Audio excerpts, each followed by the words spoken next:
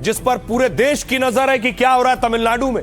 तमिलनाडु में विजय सरकार लगभग तैयारी पूरी हो गई है। सबसे पहले तस्वीर में आपको दिखाऊं, विजय आज तीसरी बार पहुंचे राज्यपाल से मिलने के लिए। उनका काफिला विजय आगे बैठे हुए आप देख रहे हैं गाड़ी में।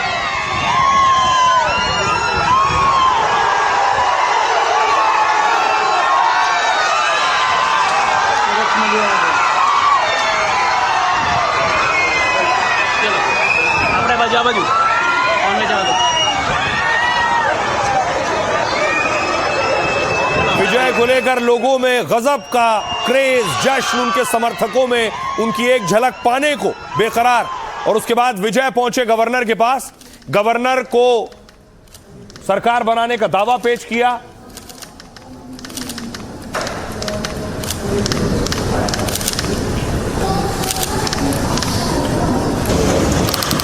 वैसे आपको बता दूं कि विजय आज तीसरी बार पहुंचे गवर्नर से मिलने।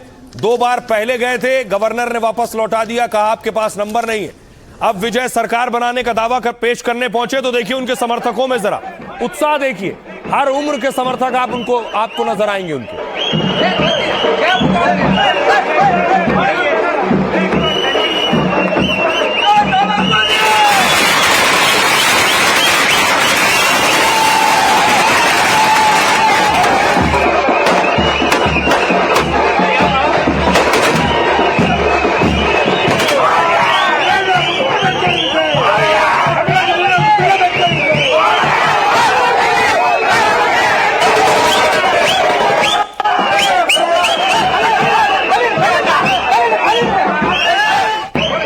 अब देखिए जरा, विजय के लिए ऐसा लोगों में क्रेज है कि विजय मुख्यमंत्री बन जाए, सरकार बना ले, उसके लिए पूजा पाठ हो रहा था।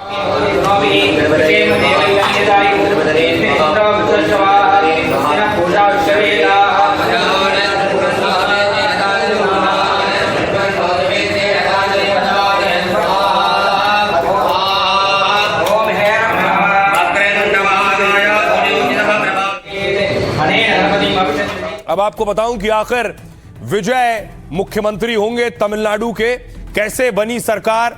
सबसे पहले देखिए तैयारी क्या है। तैयारी यह है कि टीवीके ने बहुमत के लिए जरूरी 118 एमएलए के समर्थन का दावा कर दिया और राज्यपाल से मुलाकात कर सरकार बनाने का दावा ठोका है। टीवीके ने जो चिट्ठी दी है उसमें 121 विधायकों का समर्थन का दावा है। पहले सीपीआई और सीपीएम ने अपने 2-2 विधायकों का समर्थन दिया। लेफ्ट टीवीके सरकार में शामिल नहीं होगी, बाहर से समर्थन देगी। लेफ्ट पार्टियों के बाद वीसीके ने भी टीवीके को समर्थन का ऐलान किया, लेकिन सूत्रों के मुताबिक राज्यपाल अब भी संतुष्ट नहीं है। उन्होंने अभी विजय को सरकार बनाने का न्योता नहीं दिया है। जरा देखिए नंबर्स, 121 कुल है, उनका दावा है 234 की विधानसभा है, सरकार बनाने के लिए 118 विधायक चाहिए। टीवीके के पास है 108, इसे 107 गिनिए, क्योंकि 2 सीटों से खुद विजय लड़े हैं तो 1 सीट छोड़ेंगे तो 107 बचा।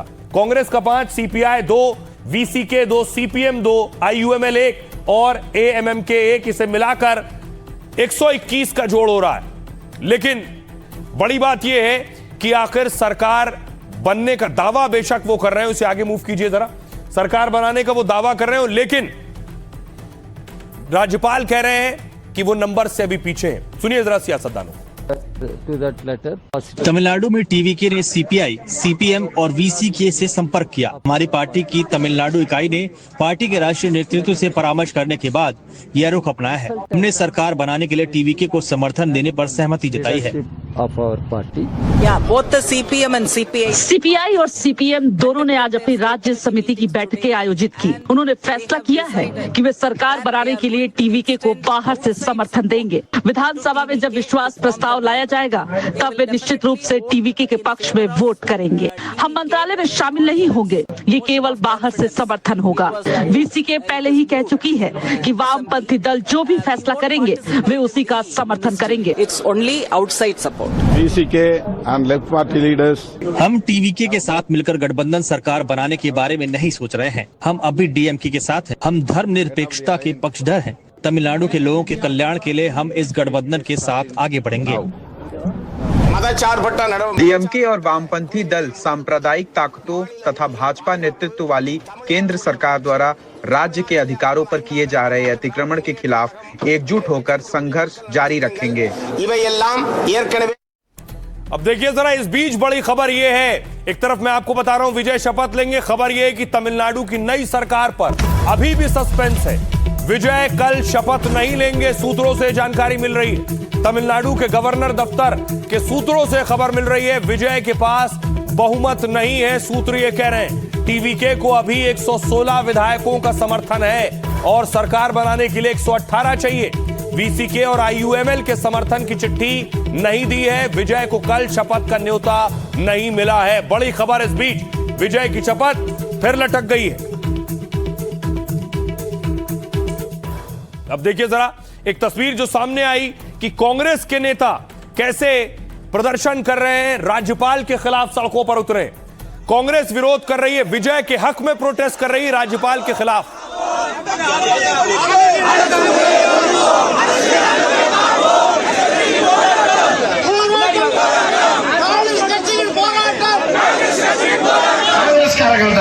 அந்த காங்கிரஸ் இல்லை என்று சொல்ல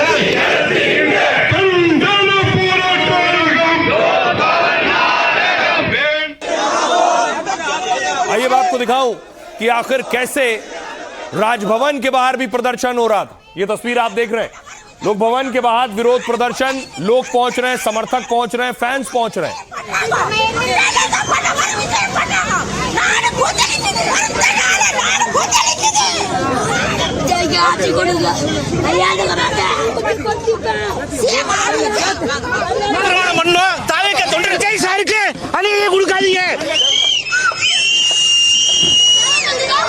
घर के बाहर पहुंच गए।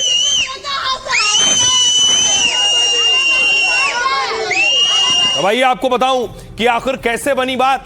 विजय के पास तो नंबर्स नहीं थे, कौन साथ आ गया है। 108 सीटों के साथ टीवीके राज्य की सबसे बड़ी पार्टी बन गई है, लेकिन राज्यपाल ने सरकार बनाने का न्योता नहीं दिया। कांग्रेस ने डीएमके का साथ छोड़कर टीवीके को समर्थन दिया है। स्टालिन इधर अकेले हो गए। टीवीके के प्रमुख विजय 2 बार तमिलनाडु के राज्यपाल से मिले, लेकिन राज्यपाल ने 118 विधायकों के समर्थन वाली लिस्ट मांगी।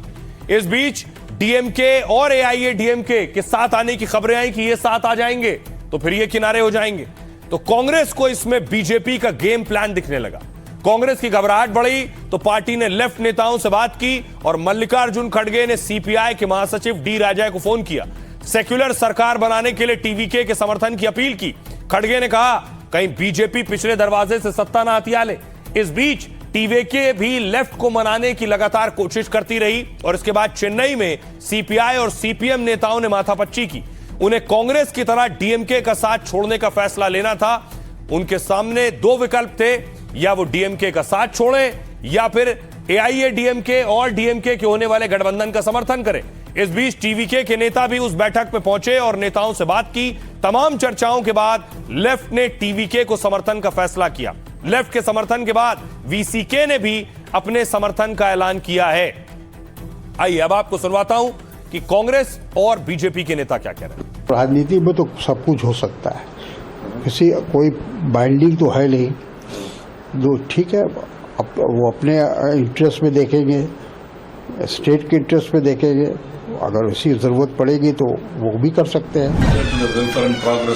हमारी पार्टी ने चुनाव परिणामों को विनम्रता से स्वीकार किया है और हमारा मानना है कि तमिलनाडु की जनता ने भाजपा को सरकार बनाने का जनादेश नहीं दिया। हम जनता की इच्छा और जनादेश का पूरी ईमानदारी से सम्मान करते हैं और राज्य में नई सरकार बनाने के प्रयास में किसी भी पार्टी के साथ गठबंधन नहीं करना चाहते। इसलिए हम इस प्रक्रिया में सक्रिय रूप से भाग नहीं लेना चाहते और सरकार गठन के दौरान किसी भी पार्टी के पक्ष में मतदान नहीं करेंगे। अब देखिए नया बवाल हुआ। बवाल यह हुआ कि जो डीएमके और कांग्रेस एक साथ थे, जो स्टालिन पहले दिन से कह रहे हैं कि राहुल गांधी ही विपक्ष का चेहरा है, जो स्टालिन पहले दिन से कह रहे हैं कि राहुल ही पीएम के लायक है, वही कांग्रेस पार्टी 24 घंटे में अलग हो गई। और उसके बाद डीएमके और कांग्रेस भिड़ गए आपस में और मार शुरू हो गई।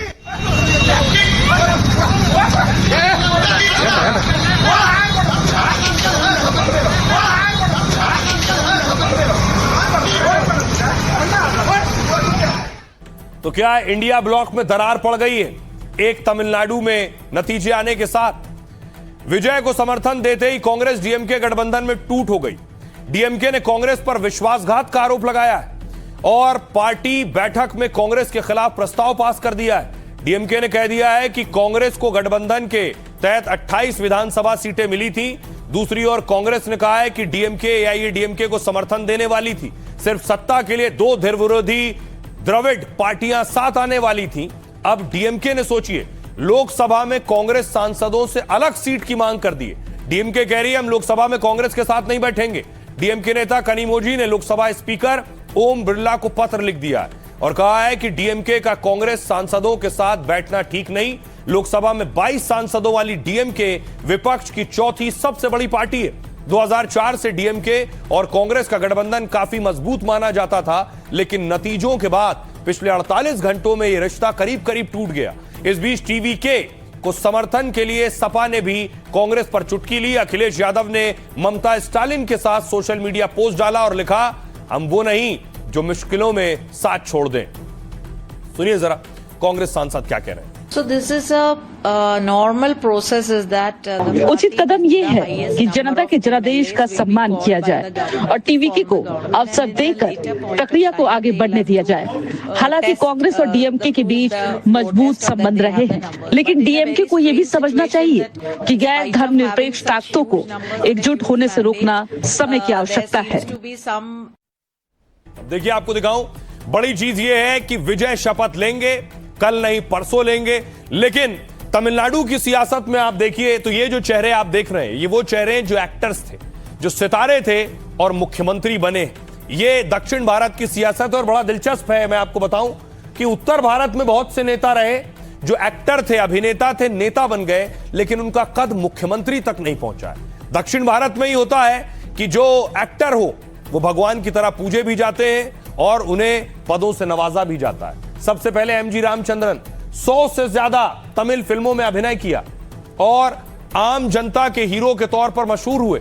उन्हें उनकी फिल्में सामाजिक और न्याय विषय पर होती थी। फिल्मों में उन्हें जनता का रक्षक दिखाया जाता था। लोगों ने उन्हें जननायक मानना शुरू कर दिया। डीएमके तब तमिल पहचान का आंदोलन चला रही थी। प्रभावित होकर एमजीआर डीएमके में शामिल हो गए। उनकी लोकप्रियता राजनीतिक समर्थन में बदलने लगी। बाद में करुणानिधि से इनके मतभेद हुए तो फिर डीएमके छोड़ दी और 1972 में उन्होंने अपनी पार्टी एआईएडीएमके की स्थापना की। अब उनकी पार्टी द्रविड़ आंदोलन का चेहरा बन गई थी। 1977 में वो मुख्यमंत्री बने और 1987 तक रहे। अगला नाम एक और एक्ट्रेस दक्षिण भारत की जे जयललिता। उन्होंने तमिल, तेलुगु और कन्नड़ फिल्मों में काम किया। एमजीआर के साथ उनकी जोड़ी सबसे लोकप्रिय जोड़ी थी। वो लोकप्रिय थी और उनकी बोलने की क्षमता भी बहुत अद्भुत थी।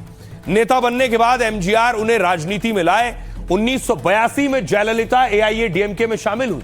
वो चुनावी रैलियों में प्रभावशाली भाषण देती थी, जिससे पार्टी को नया शहरी और महिला समर्थन मिला। 1984 में एमजीआर गंभीर रूप से बीमार पड़ गए। तब जयललिता ने पार्टी प्रचार की बड़ी जिम्मेदारी संभाली और इससे उनकी राजनीतिक पहचान मजबूत हुई। एमजीआर की मृत्यु के बाद पार्टी दो हिस्सों में बंट गई। जयललिता को चुनौतियों का सामना करना पड़ा, लेकिन धीरे धीरे उन्होंने पार्टी पर नियंत्रण कर लिया। जनता के बीच उन्होंने खुद को अम्मा के रूप में प्रस्तुत किया और पहली बार 1991 में तमिलनाडु की सीएम बनी। अगला नाम जिनकी सबसे ज्यादा चर्चा है वो है विजय जोसेफ। तमिल सिनेमा के बड़े सुपरस्टार माने जाते हैं। उन्होंने बाल कलाकार के रूप में फिल्मों में काम शुरू किया। उन्हें फैंस थलापति यानी कमांडर के नाम से बुलाते हैं। विजय की फिल्में अक्सर सामाजिक मुद्दों पर आधारित होती हैं। उनकी ज्यादातर फिल्मों ने राजनीतिक सामाजिक संदेश दिया है। उनकी फिल्में देखकर जनता को एक खालीपन महसूस होने लगा। करुणानिधि, जयललिता जैसे नेताओं की कमी महसूस होने लगी। विजय इस बात को समझ रहे थे और सामाजिक कार्य करते रहे। उनके फैंस का संगठन जमीनी स्तर पर खूब एक्टिव रहा। 2024 में विजय ने आधिकारिक रूप से राजनीतिक पार्टी बनाई और पहले ही चुनाव में 108 सीटों के साथ सत्ता के करीब पहुंच गए। विजय एक नजीर भी हैं उत्तर भारत के उन एक्टर्स के लिए, उन बड़े बड़े स्टार्स के लिए कि एक दक्षिण भारत के स्टार जो सीएम की कुर्सी तक पहुंचते हैं और उत्तर भारत के स्टार वक्ती तौर पर स्टार प्रचारक ज्यादा बड़े होते हैं, लेकिन सियासत में बड़ा कद नहीं स्थापित कर पाते हैं। अब सुनिए जरा टीवीके के समर्थक क्या कह रहे हैं। तब 1947 के बाद टीवी के ऐसा एक ही पार्टी बना है जो दोनों डीएमके और एडीएमके को हरा के और हटा के गवर्नमेंट बना सका है। ये पीपल का प्योर लव है और ये जो डिजर्व करता है, क्योंकि जैसे ऐसे डीएमके और एडीएमके के करप्शन गवर्नमेंट को हटा के ऐसे बिना करप्शन को आ सके तो पूरा टीवी के डिजर्व करता है।